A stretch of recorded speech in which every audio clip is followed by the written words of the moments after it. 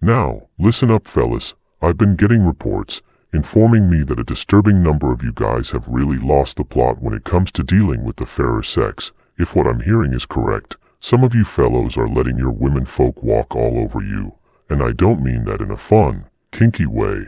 Now there have always been a small minority of us who simply don't understand their role as men, you know the sort, the soy boys, the quislings, the mincers, the mummy's boys.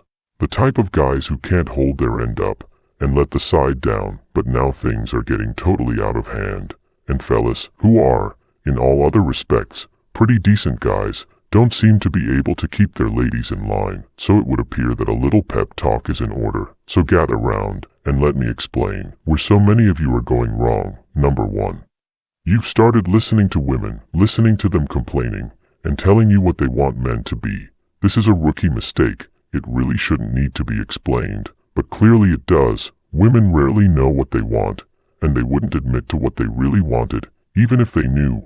Women complain. It's just what they do, always have, and always will. They don't really expect their gripes to be taken seriously, but for some reason, you guys have.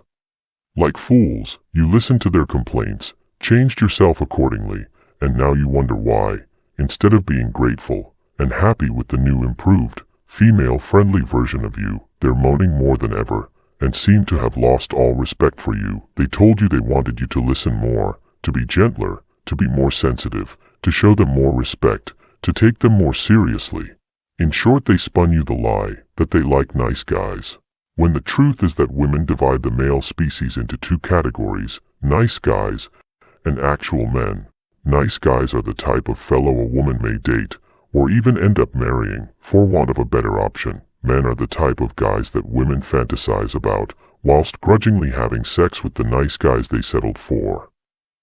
The question is, why have so many men been so quick to give up on their essential nature and devolve into compliant, emasculated facsimiles of masculinity? I suspect the answer relates to some unresolved Oedipal issues. Deep down, a lot of you guys are harboring a desire to be loved and nurtured by your woman in some quasi-maternal fashion. Maybe you didn't get enough love from your mother, and you are seeking an idyllic haven from the harsh realities of life in the arms of a woman. Well, this very common dream of being loved unconditionally for who you are is just that, a naive fantasy, and now it's time to wake up. Women don't love men in the way that they might love their children, or in the way that we might love them. To a woman, a man is always a means to an end.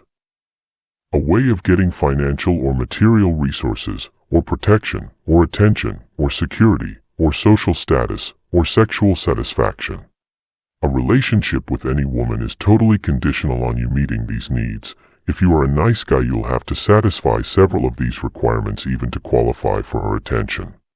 This will be time-consuming and expensive, with little chance that your efforts will be appreciated. Dudes like this are seen as a convenient resource. If you are a man, however, you need only to appeal to her sexual fantasies. Unlike the nice guy, men gain access to women because they are able to tap into the female erotic imagination. Women don't lie in bed, massaging themselves into a frenzy, thinking about civilized, tamed, non-threatening males. Women might claim they want equality in relationships, but the dark reality is that they are hardwired to wanting something quite different. They quickly get bored and lose respect for guys whom they feel they can get the better of. At a subconscious level, even living in a society where they face historically low levels of threats of violence, women feel insecure being in a relationship with a man who, she feels, can't physically protect her. If she doesn't see any fight in him, a will to power, an ability to put her in her place when she gets out of line, if he can't defend his own interests and assert himself against her when she is acting up, how much faith can she have in his ability to defend her against external threats?